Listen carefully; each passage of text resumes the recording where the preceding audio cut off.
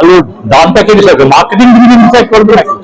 Marketing ডিভিশনটা হচ্ছে যারা purchase করে, তার মানে ওরা কি দামে দাম নেবে সেটা নিয়ে ওরা ডিসাইড করবে। কিন্তু আসলে এটা সরকার করা উচিত, এটা গভর্নমেন্ট ডিসাইড করা উচিত, এটা আয়োগের হিসাবে কিভাবে MSP should be decided according to the cost of price. আলু চাষের জন্য কিভাবে দামটা হচ্ছে সেই হিসাবে, এটা না, এটা একটা ন্যাশনাল লেভেলের ডিমান্ড। যে সরকার, টিএমসি সরকার যদি সত্যিকারের যদি কৃষকের জন্য করতে চায়, তাহলে একটা আয়োগ শুরু করুক না। যেমনি পাটের ব্যাপারে বলে আছে, আলুর ব্যাপার, আলু আর চা, এই তিনটে হচ্ছে একটা ব্যাপার হলো ইম্পর্টেন্ট ক্রপ অফ দিস, সবচেয়ে ইম্পর্টেন্ট। এর জন্য কোনো একটা বিকল্পই না।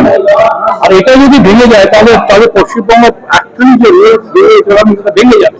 একটা কৃষকদের মধ্যে একটা জাগরণ এসছে যে না, আলু ন্যূনতম সহায়ক মূল্যের জন্য যে হিন্দ কৃষক, হিন্দ কিষাণ পঞ্চায়েত যে আন্দোলন করছে, তাকে মানে একবারে নৈতিক ভাবে নয়, সামনাসামনি এসব কৃষকরা আমাদের বর্ধমান এবং উত্তরবঙ্গের কৃষকরা আমাদের সঙ্গে যোগাযোগ করছেন, আমাদের সহযোগিতা করছেন। এবং নীতিশ কুমার যে চিঠিটা দিয়েছে, আলুর বিষয় আছে, ধানের বিষয় আছে, তাহলে এটা তো আমাদের একটা অগ্রগতি।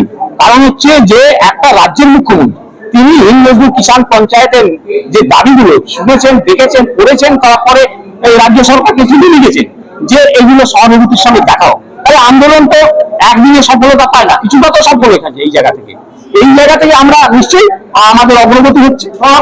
যে উৎপাদন করছে আলু, সেই আলুর উৎপাদন ব্যয়টার যে পয়সাটা সেটাও যদি না পায়, তাহলে কতদিন কৃষক উৎপাদন করবে?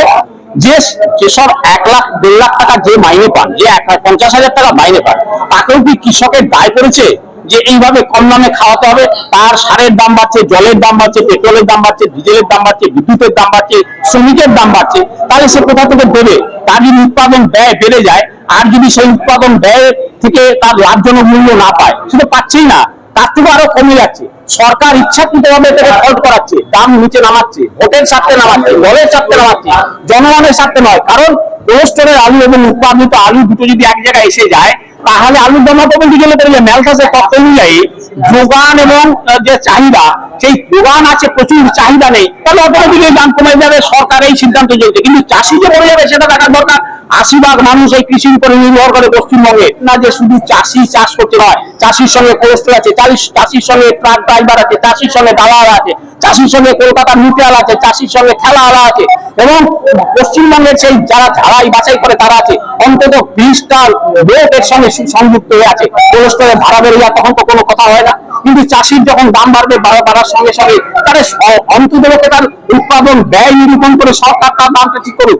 সরকার বলে দিল 400 টাকা করে আমি আলু কিনবো, 300 টাকা করে, এটা কোনো গণতান্ত্রিক ব্যবস্থা নয়। বলে প্রত্যেকটা পণ্যে, যেমন ধান বলুন, গম বলুন, সর্ষে বলুন, আলু বলুন, সেইটা উৎপাদন করার জন্য কত সার লাগে, কত বীজ লাগে, কত জল লাগে, কত কৃষক লাগে, এইটার উপরে সেটা হলে যে উৎপাদিত ব্যয়, এই উৎপাদিত ব্যয় নিরূপণ করার জন্য সরকারের ইনফ্রাস্ট্রাকচার আছে, সরকারের কৃষি দপ্তর আছে, সরকারের অন্যান্য দপ্তর আছে, তার সঙ্গে সঙ্গে কৃষক প্রতিনিধিরা সেখানে থাকে।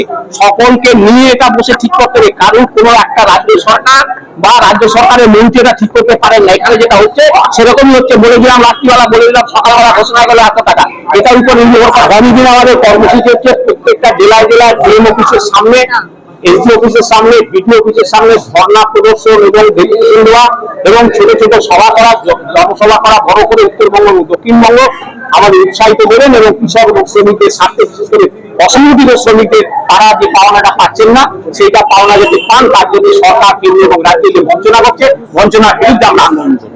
আমার নাম অশোক দাস, আমি সাধারণ সম্পাদক হিন্দ কিষাণ পঞ্চায়েত রাজ্য কমিটি।